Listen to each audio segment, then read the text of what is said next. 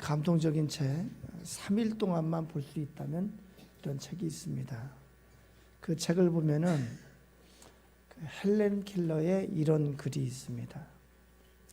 만약 내가 이 세상을 사는 동안에 유일한 소망이 하나 있다고 하면 그것은 죽기 직전에 꼭 3일 동안만 눈을 뜨고 보는 것이다.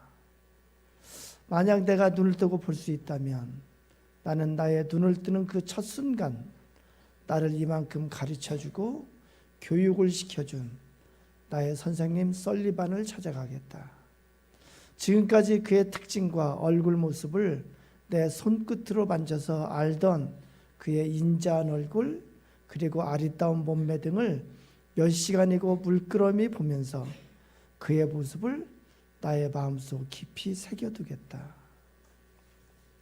다음엔 친구들을 찾아가고 그 다음에는 들로 산으로 산보를 가겠다. 바람에 나풀거리는 아름다운 나무 잎사귀들, 들에 피어있는 예쁜 꽃들과 풀들, 그리고 저녁이 되면 석양에 빛나는 아름다운 노을을 보고 싶다. 둘째 날입니다. 다음 날 이른 새벽에는 먼동이 트는 웅장한 장면을, 그리고 아침에는 메트로폴리탄에 있는 박물관, 오후에는 미술관, 그리고 저녁에는 보석 같은 밤하늘에 별들을 보면서 하루를 보내겠다. 마지막 날에는 일찍 큰 길가에 나가 출근하는 사람들의 얼굴 표정들, 그리고 아침에는 오페라 하우스, 오후엔 영화관에서 영화를 감상하고 싶다. 그러다 어느덧 저녁이 되면 나는 건물에 숲을 이루고 있는 도시 한복판으로 나와서 네온사인이 번쩍거리는 거리, 쇼 윈도우에 진열되어 있는 아름다운 상품들을 보고, 그리고 집에 돌아와 내가 눈을 감아야 할 마지막 순간에 나는 이 3일 동안만이라도 볼 수 있게 해주신 나의 하나님께 감사 기도를 드리고 영원히 암흑의 세계로 돌아가겠다. 나는 이 3일 동안만이라도 볼 수 있게 해주신 나의 하나님께 감사할 기도를 드리고 영원히 암흑의 세계로 돌아가겠다. 이 글을 읽으면서 우리가 참 감사를 상실한 것 같습니다. 얼마 전부터 저는 이따금 돌아가신 아버님이 생각이 나요. 생각할 때마다 죄송한 마음 부네요. 그때 왜 그렇게 못했을까? 그러면서 때로는 그렇게밖에 못했던 내 자신이 부끄럽기도 하고, 때로는 이제 고통스럽기도 하고, 제가 특별히 아버님에게 잘못한 것이 없는데 아버님에게는 이제 자랑스러운 아들이었고 다른 사람이 보면 효자였습니다. 용돈도 드리고 가끔 찾아뵙기도 하고 식사도 대접하고 한다고 잘했어요. 어려서부터 부모님 은혜를 깊이 깨달았어요. 그래서 고등학생 때까지는 어떤 생각을 하냐면은 부모님은 나를 위해서 목숨까지 버려줄 수 있는 유일한 분이라고 생각을 했어요. 항상 감사한 마음이 있었어요. 나중에 참 잘해드려야지 그런 생각이 있었어요. 근데 어느 때부터 부모님이 작아 보였어요. 그러면서 어느덧 그 은혜에 대한 감사의 마음이 사라졌어요. 은혜에 대한 감사의 마음이 사라졌어요. 그러니까 그때부터는 아마도 자식이라서 자식의 갑질이 나오는 것 같아요. 자식의 갑질이 나오는 것이 어떻게 나오냐면은 항상 부모님에게 뭔가 못마땅한 듯이, 항상 퉁명하고 불친절하고 부모님을 지적하는 짓을 하고, 제가 생각할 때 그것이 감사의 마음이 사라져서 그런 것 같아요. 저희 부모님 이제 은퇴하시고 온양에 사셨는데 이따금 가볼 때마다 은퇴하시고 주위에 사는 이제 은퇴하신 목사님들이 계셨어요. 그래서 이렇게 저희 아버님, 저희 부모님하고 그 이제 은퇴하신 목사님 부부들이 이렇게 같이 모여가지고 그 나이 드신 분들이 윷놀이를 했어요. 지금 생각하면은 얼마나 그게 좋은 건지. 근데 그때는 왜 이렇게 그걸 못마땅하게 여겼는지 몰라. 그 같이 어울리는 거 보면서 감사하기도 하고 이제 모시고 식사 대접도 하고 그래야 되는데 그러질 못했어요. 지금 모두들 돌아가셨어요. 이렇게 생각해 보면은 아버님과 대화가 없었던 것 같아요. 바꿔 말하면은 아버님이 이제 속마음을 털어놓을 만한 그런 아들이 되지 못한 거예요. 나이가 들으니까 이 나이가 되니까 아버님이 그러셨겠구나. 그런 것이 느껴지는 거예요. 그래서 마지막까지 감사한 마음으로 부모를 대했더라면 그런 아쉬움이 있습니다. 이제 천국에 가면 만날 텐데 그때는 용서를 빌어야 되겠다 그런 생각을 하고 있습니다. 은혜에 대한 감사를 잃으면은 짐승과 다를 바가 없다고 그렇게 말합니다. 인간이 인간인 특징 중에 하나는 감사할 줄 알고 은혜를 잊지 않는 거예요. 우리 인생 사는 것 자체가 누군가의 은혜로 사는 것 같습니다. 어려서는 전적으로 부모님의 은혜로 사는 것 같습니다. 그리고 이 은혜는 평생 동안 가는 것 같습니다. 성장하면서는 선생님의 은혜가 있고 그리고 좋은 친구의 은혜도 있습니다. 주위에 감사할 만한 친구가 있다는 것은 큰 복이라고 생각을 합니다. 결혼하면서 배우자의 은혜도 있고요. 그리고 여러 사람의 은혜가 있습니다. 우리는 은혜가 없으면 홀로 살 수가 없는 존재예요. 누군가의 은혜가 있기 때문에 살아가는 거예요. 은혜를 받는 자로서 갚아야 되는데 하는 마음만 있을 뿐 받은 은혜를 제대로 보답받지 못할 때 두고두고 그것이 마음에 부담으로 남게 됩니다. 오늘 본문 12절에도 시인의 이런 고백이 나옵니다. 내게 주신 모든 은혜를 내가 여호와께 무엇으로 보답할까? 내게 주신 모든 은혜를 내가 여호와께 무엇으로 보답할까? 이 시인은 어떤 은혜를 받았기에 이런 고백을 하는 것일까요? 내게 주신 모든 은혜를 이렇게 기록합니다. 이 시인은 자신에게 1:1로 주신 은혜를 잊지 않고 있습니다. 이 시인은 은혜로 받은 것이 아주 많은 모양입니다. 모든 은혜라는 말은 은혜를 받은 것이 너무 많아서 낱낱이 셀 수 없을 정도라는 말입니다. 이 시인은 은혜를 갚을 고민도 하고 있습니다. 무엇으로 보답할까?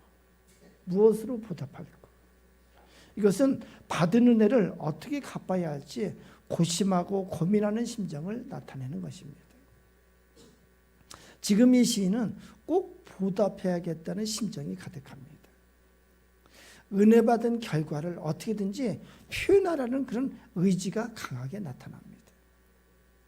이 시인은 어떤 은혜를 받았기에 이런 고백을 할까요? 이 시인은 받은 은혜가 너무도 분명했습니다. 그래서 그가 받은 은혜를 하나씩 모두 기억하고 있습니다. 먼저 3절입니다. 3절에 환난과 슬픔을 만났을 때 주께서 건져주신 은혜를 기억하고 있습니다. 환난과 슬픔의 정도가 어느 정도냐면은 사망과 스올에 빠진 상태 같았습니다. 도저히 자신의 힘으로 헤어나올 수 없는 상태였어요. 자신의 힘으로 아무것도 할 수 없는 상태. 그런데 그러한 상황을 만났을 때 주님께서 건져주신 은혜를 기억하고 있습니다. 6절에 어려울 때 주신 은혜를 하나님 앞에 기억하고 있습니다. 경제적인 문제로 인해서 모든 것이 텅 비어 있을 때, 그때 하나님께서 채워주셨어요.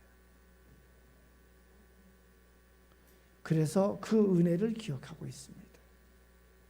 7절과 8절입니다. 눈물과 넘어짐에서 건져주신 은혜를 기억하고 있습니다. 예고 없이 찾아온 환난과 고난이 있었습니다. 질병으로 인한 고난도 있었고요. 관계에서 오는 고난도 있었고, 상실과 이별에서 오는 눈물도 있었습니다. 그런데 그러한 상황에서 건져주신 은혜를 잊지 않고 기억하고 있습니다. 16절에 결박을 풀어주신 은혜를 기억하고 있습니다. 뭔가에 매여가지고 염려와 걱정과 두려움에 꼼짝 못하고 있을 때 그것에서 자유함을 주셨습니다. 그리고 이제 도저히 갚을 수 없는 은혜를 받았는데 가만히 있을 수 없다. 그래서 이런 은혜를 어떻게 보답할까 고심하며 이런 결심을 또한 하나님 앞에 고백합니다. 9절입니다.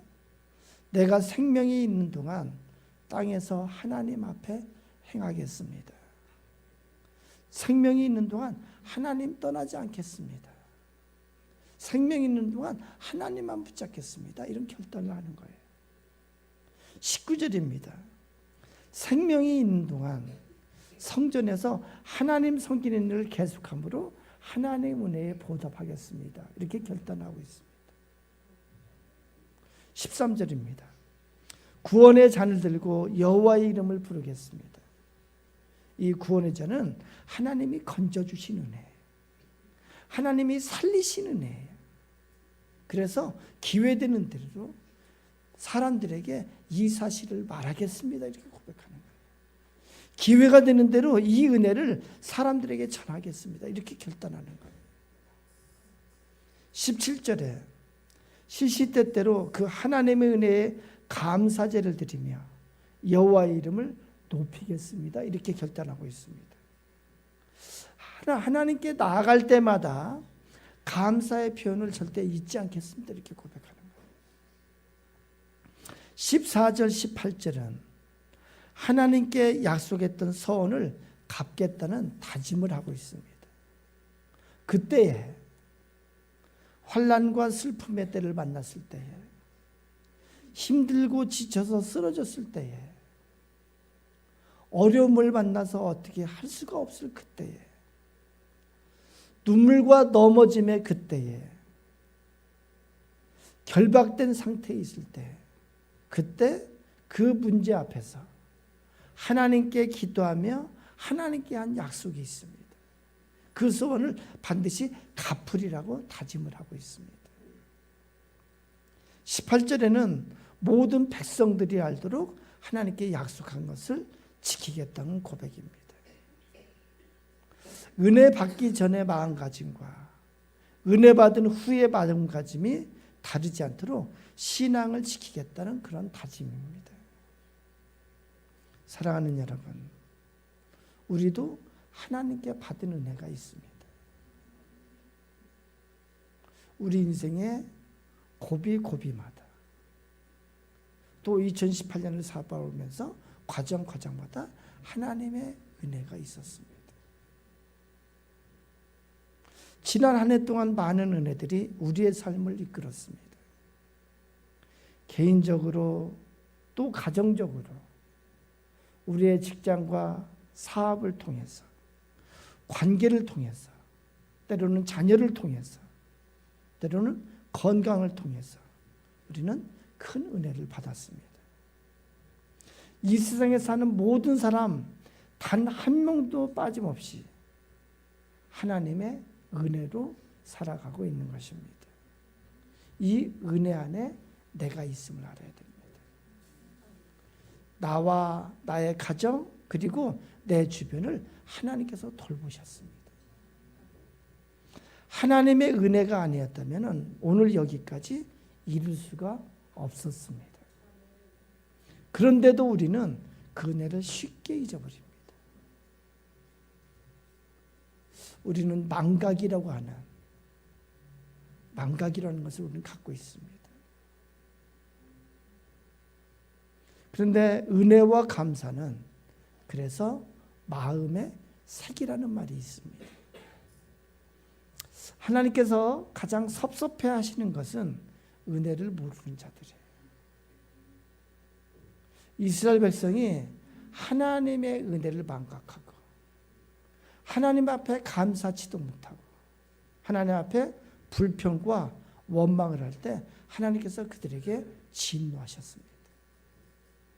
하나님 귀에 들리는데도 그들에게 행해주겠다고 그렇게 말씀했습니다. 그걸 바꿔서 말하면 하나님 앞에 감사와 찬양을 드릴 때 하나님께서 그 귀에 들리는 대로 해주시겠다는 것과 똑같습니다. 은혜를 저버린 자들에게 하나님께서는 불편한 심정을 자주 나타내셨습니다. 그런데 은혜를 모르는 신앙인들이 적지 않습니다. 자신의 노력과 자신의 공을 과시하려는 신앙인들이 적지 않습니다. 이것은 성경에는 교만이라고 말하고 어리석음이라고 이렇게 말하기도 합니다. 다음 주 추수감사절입니다. 주신 은혜를 감사제로 보답하는 날입니다. 어떻게 보답해야 할까요? 첫 번째로 받은 은혜를 기억해야 돼요. 받은 은혜를 이렇게 되새김질을 해야 돼요. 이 땅에 사는 동안 하나님의 은혜 없이 사는 자가 단 한 명이라도 있을까요? 없습니다. 우리 모두에게 하나님의 은혜가 임해서 살고 있는 거예요.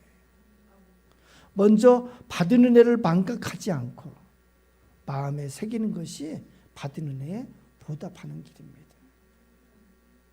그 다음에는 그 하나님의 은혜를 고백하는 거예요.